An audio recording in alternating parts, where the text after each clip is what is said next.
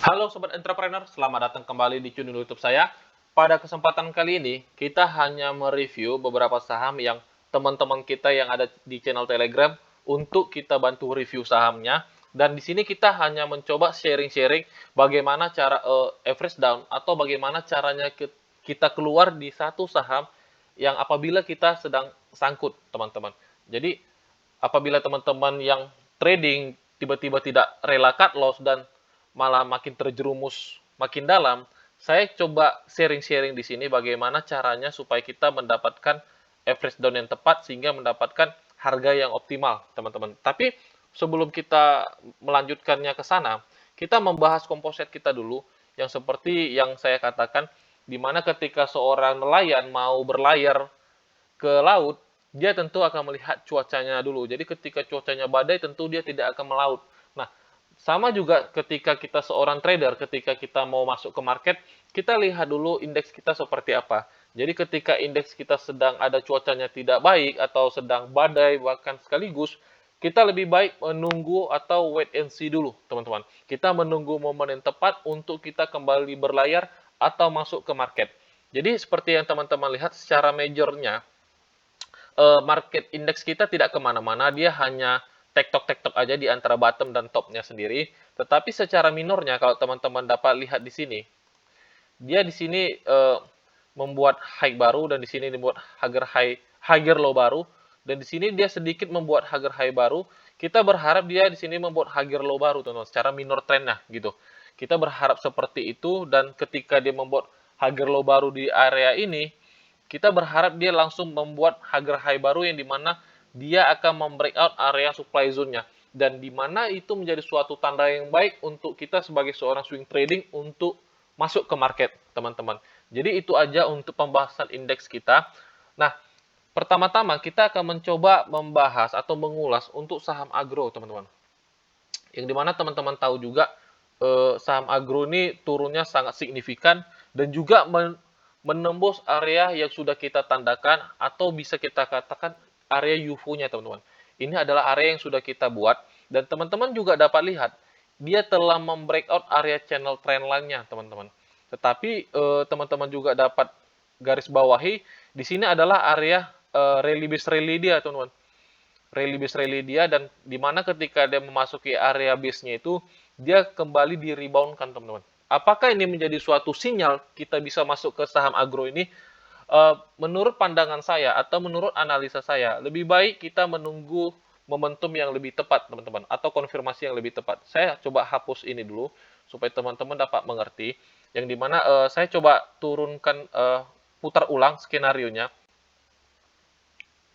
Kita coba putar ulang dulu skenario-nya, teman-teman, supaya teman-teman dapat sedikit lebih paham yang saya maksud. Nah, di sini teman-teman dapat lihat saham Agrus ini sangat aktif dengan channel trendline-nya, yang dimana ketika dia mengenai area channel trendline-nya, dia selalu bereaksi dan dipantulkan, teman-teman.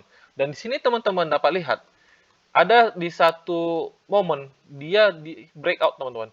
Dia di sini di breakout dan dia mencoba kembali di retest.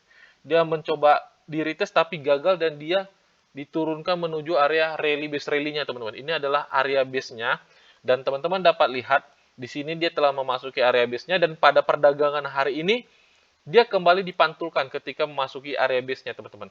Dia kembali dipantulkan. Apakah ini menjadi suatu sinyal? Bagi saya pribadi lebih baik teman-teman menunggu dulu melihat pembentukan strukturnya seperti apa dan kita berharap dia kembali ke channel trendline-nya, teman-teman.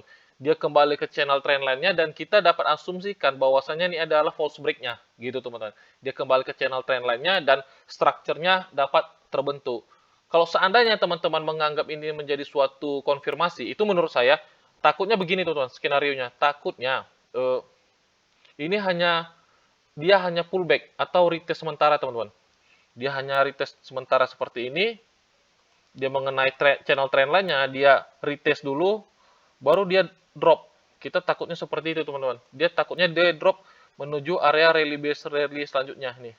Ini area di zone selanjutnya yang mungkin apabila dia jebol area rally base rally yang di atas ini, dia besar kemungkinan menuju area ini, teman-teman. Tetapi kita berharap positif di saham ini, kita berharap di perdagangan besok hari dia tidak kembali di reject. Kita berharap dia kembali ke channel trendline-nya dan pembentukan strukturnya kembali terbentuk dengan baik. Kita di situ dapat membuat momentum untuk masuk ke saham ini, teman-teman. Jadi lebih baik kita menunggu dulu. Takutnya apa? Teman-teman dapat lihat dia close tepat berada di area channel trendline-nya. Takutnya ketika teman-teman masuk di sini ya bisa aja cuma jatuhnya ke spekulasi. Jatuhnya ke spekulasi. Dan apabila dia break di bawah area base-nya ini, base rally-nya ini, teman-teman wajib keluar. Tapi untuk konfirmasi atau bagi kita yang tipe tidak model trader agresif atau lebih suka menunggu momentum yang tepat dan konfirmasi, kita pasti akan menunggu dulu, teman-teman. Kita akan menunggu. Kenapa? Ketika kena channel trendline, takutnya dia reject dan terus turun ke bawah gitu. Nah, skenario kedua, apabila teman-teman mau menjadikan saham agro ini watchlist, tunggu dia kembali ke channel trendline-nya, dan dia pullback retest, sebentar ya. Dia pullback retest. Nah, di sini teman-teman dapat ambil buy, baru kita ikut follow the trend-nya, teman-teman. Gitu. Jadi, tunggu dia kembali ke channel trendline-nya, dan di sini kita dapat asumsikan bahwasanya ini adalah suatu false break, gitu.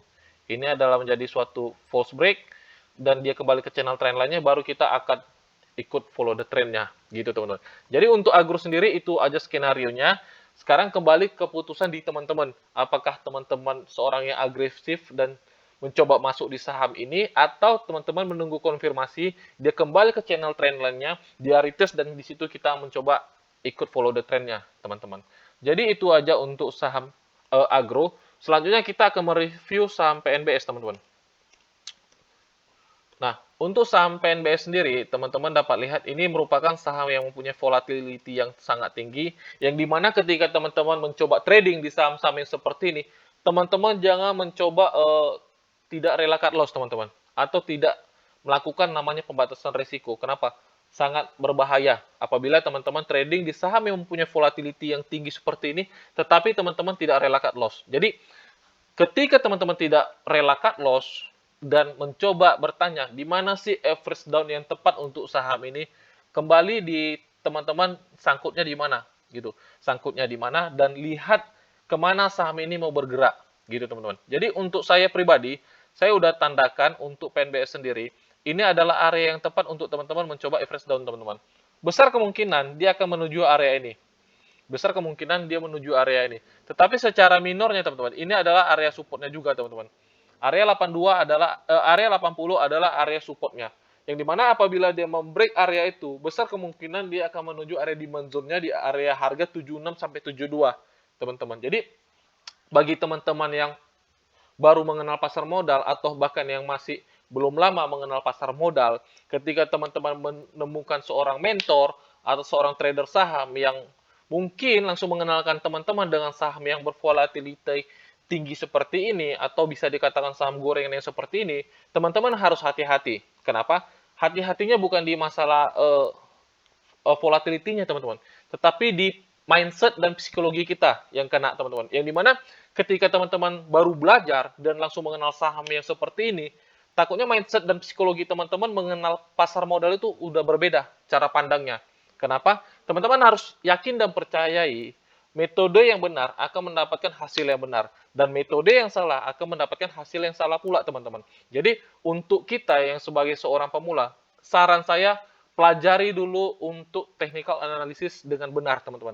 Jadi kalau profit itu akan datang dengan pelajaran yang benar dan cara yang benar, teman-teman. Jadi jangan kita berharap ketika kita mengenal pasar modal, bahkan masuk ke pasar modal itu, kita berharap kayak instan. Jangan berpikiran seperti itu. Jadi pasar modal merupakan suatu instrumen untuk kita make money atau bisa dikatakan mendapatkan uang, teman-teman. Tapi bukan jalan pintas untuk kita menjadi kaya. Jadi kita harus mempunyai mindset yang benar dulu supaya kita bisa mendapatkan hal yang benar di pasar modal, teman-teman. Jadi bagi teman-teman yang sangkut di saham PNBS, teman-teman bisa perhatikan area 76 sampai 72. Yang dimana apabila dia menyentuh area itu bisa menjadi teman-teman manfaatkan atau bisa menjadi suatu momentum untuk teman-teman average down. Dan apabila ketika dia memasuki area 76 sampai 72 ini dan rebound dengan sangat signifikan menyentuh area harga teman-teman, saran saya out dulu. Apabila juga minusnya pun masih sedikit, keluar dulu teman-teman, bersih-bersih dulu. Kenapa? Jaga mindset kita dan psikologi kita teman-teman. Jangan ketika kita sudah sangkut seperti itu, kita average down, dan ketika harga sudah BEP, break even point, atau bahkan minusnya tinggal sedikit, jangan kita berharap untung dulu teman-teman. Tapi minimalisir risiko dulu. Minimalisir risiko dulu. Keluar dulu, bahkan kita rehat sejenak, baru kita pikirkan opportunity di saham-saham yang lain teman-teman. Jadi untuk kita yang mau mendapatkan uang di pasar modal, pastikan teman-teman mempunyai metode yang benar. Kenapa? Saya mempunyai prinsip ketika di mana teman-teman mempunyai metode yang benar, teman-teman pasti mendapatkan sesuatu yang benar pula. Contohnya mendapatkan uang yang benar pula. Yang seperti teman-teman yang mungkin pernah nonton video saya yang sebelum-sebelumnya, tidak bosan-bosan saya selalu ulangi dan selalu saya nasihatkan bahwasanya hal yang paling penting itu bukanlah profit besar, teman-teman. Bukan. Tetapi yang paling penting adalah profit konsisten. Ingat, teman-teman. Yang paling penting adalah profit konsisten, bukan profit besar. Kenapa? Teman-teman mempunyai profit besar, berarti risikonya juga besar. Yang dimana nggak akan mungkin teman-teman itu profitnya, probability-nya 100%. Tentu akan ada saatnya teman-teman akan terkena namanya stop loss ataupun cut loss, teman-teman. Yang dimana ketika teman-teman mendapatkan profit yang besar, tentu berbanding lurus dengan risikonya juga. Begitu, teman-teman. Jadi, hal yang paling penting adalah bukan tentang seberapa profitnya. Ketika kamu itu trading misalnya 100 juta, kamu dapat 50 juta. Bukan hal yang seperti itu. Tapi konsistensi, teman-teman. Dan juga money management. Yang dimana resiko wajib lebih kecil daripada rewardnya, teman-teman. Jangan rewardnya lebih kecil daripada risikonya. Seperti George Soros katakan, yang paling penting itu bukanlah tentang benar atau salah, tetapi seberapa besar keuntungan yang kamu dapatkan ketika kamu benar analisanya, atau seberapa kecil kerugian yang kamu lakukan atau kamu dapatkan ketika analisamu salah, teman-teman. Hal yang ingin disampaikan George Soros adalah bukan sesuatu profit besar seperti yang kita pikirkan, tetapi adalah tentang money management, teman-teman. Money management yang dimana reward harus lebih besar pada risiko. Di situ antara take profit dan stop loss-nya, teman-teman. Jadi itu aja untuk PNBS. Selanjutnya kita mencoba saham kepik, teman-teman. Nah, kita lihat saham kepik. Nah, untuk saham kepik sendiri, teman-teman dapat lihat juga ini saham secara structure market sangat buruk, teman-teman. Yang dimana kalau ditanya waktu momentum yang tepat untuk average down saham ini ketika teman-teman sangkut di atas-atas ini ya, kita tidak ada jawaban untuk ini. Bukan tidak ada jawaban, tapi lebih baik untuk tidak berspekulasi, teman-teman. Kenapa? Structure marketnya untuk menandakan tanda-tanda dia reverse dari bearish ke bullish itu belum ada. Momentumnya belum ada. Jadi ketika teman-teman mencoba average down di hal-hal yang seperti ini, itu sama aja ibarat teman-teman menangkap pisau jatuh, teman-teman. Itu sangat berisiko. Sama sepertinya IPTV kemarin teman-teman dapat lihat sebentar ya. IPTV. Nah, teman-teman dapat lihat nih IPTV. Bagaimana caranya kita average down begini, teman-teman. Kalau seandainya teman-teman average down di sini, sama aja teman-teman akan terseret terus ke bawah. Jadi untuk saham-saham yang mempunyai volatility yang tinggi, teman-teman harus gunakan dana yang terukur dan teman-teman harus siap rela cut loss, teman-teman. Jangan coba-coba untuk hold saham-saham yang volatility yang sangat tinggi seperti ini. Atau bisa dikatakan banyak orang saham-saham gorengan, teman-teman. Sangat berisiko apabila teman-teman tidak rela cut loss gitu. Jadi seperti IPTV bahkan kepik, saya sarankan teman-teman jangan coba-coba averaging dulu apabila teman-teman ada sangkut di saham-saham ini. Lebih baik wait and see aja apabila teman-teman tidak rela cut loss gitu. Dan bagi teman-teman yang belum siap mentalnya untuk cut loss, saya sarankan teman-teman jangan coba-coba, bukan jangan coba-coba, atau hindari dulu saham-saham yang mempunyai volatility yang seperti ini, teman-teman. Lebih baik teman-teman main yang di LQ45. Masih bisa kita mencari saham cuan kok di situ, teman-teman. Bagi teman-teman yang tidak rela cut loss. Jadi saya sarankan bagi kita yang tidak rela cut loss, jangan dulu sentuh-sentuh yang seperti ini. Masih banyak opportunity di market, teman-teman. Seperti BBRI, BBNI, Astra International, Pegas, Bevin. Bahkan Bevin, teman-teman bagi yang ikut kemarin, yang lihat channel saya, bahkan share-share saya, teman-teman langsung lihat nih, dia kena TP-nya di kurang lebih 13.60 atau 13.50 teman-teman. Tinggal di adjust saja. Jadi bagi teman-teman yang udah ada di Bevin, saya tadi udah ingatkan juga, segera taking profit gitu. Jangan coba-coba greedy, bahkan tidak tahu kapan waktunya menjual. Kenapa? Saya sudah kasih tahu area-area yang tepat untuk kita menjual saham ini. Dan benar aja kurang lebih mendekat area harmonic resistennya, dia langsung di reject. Dan bagi teman-teman yang sudah punya sahamnya ini dan telah merealisasikan profitnya, selamat, dan kita mencari opportunity di saham lainnya teman-teman gitu. Oke, selanjutnya saya akan membahas ada beberapa saham yang berpotensi menuju area support dan itu bisa teman-teman manfaatkan untuk menjadi momentum rebound teman-teman. Nah, untuk sementara saya akan membahas saham SMRA dulu teman-teman. Jadi untuk saham-saham ini saya juga sudah share di channel Telegram kita, dan seperti teman-teman dapat lihat juga, hari ini SMRA menguat dengan plus 3,90%, yang dimana dia ditutup di level harga 800 teman-teman. Nah, kalau secara structure market, teman-teman dapat lihat ini swing low-nya sudah jadi memang, tetapi secara structure market dia tetap bearish teman-teman. Dia tetap masih membuat namanya lower low. Dia belum membuat higher high baru, dia masih membuat lower low baru. Takutnya teman-teman dapat lihat nih, teman-teman dapat lihat dia secara structure market dia sangat aktif dengan namanya channel trendline-nya teman-teman. Takutnya ketika dia menyentuh channel trendline-nya ini, dia kembali di-rejectkan ke bawah teman-teman. Dia kembali di-rejectkan ke bawah. Takutnya ketika dia mendekati area 820 ini teman-teman, dia membuat lower high baru dia membuat lower low baru di area harga 745 sampai 730. Jadi bagi SMRA dulu, teman-teman wait and see dulu. Wait and see dulu. Kenapa? Belum ada konfirmasi untuk kita masuk, teman-teman. Kecuali ketika dia memasuki area demand zone-nya ini, itu bisa menjadi teman-teman manfaatkan untuk membentuk rebound-nya, teman-teman. Bisa teman-teman manfaatkan. Nah, tapi kalau untuk SMRA sendiri, apabila dia close di area channel trendline-nya, itu bisa menjadi momentum yang bagus untuk kita masuk di saham ini, teman-teman. Jadi kalau seandainya skenario kedua, dia membreakout area channel trendline-nya dan dapat retest, nah disitulah menjadi momentum yang tepat atau konfirmasi untuk kita ikut trennya teman-teman, follow the trennya gitu. Jadi teman-teman juga harus perhatikan, ini adalah area supply zone yang dia wajib breakout teman-teman. Dia wajib breakout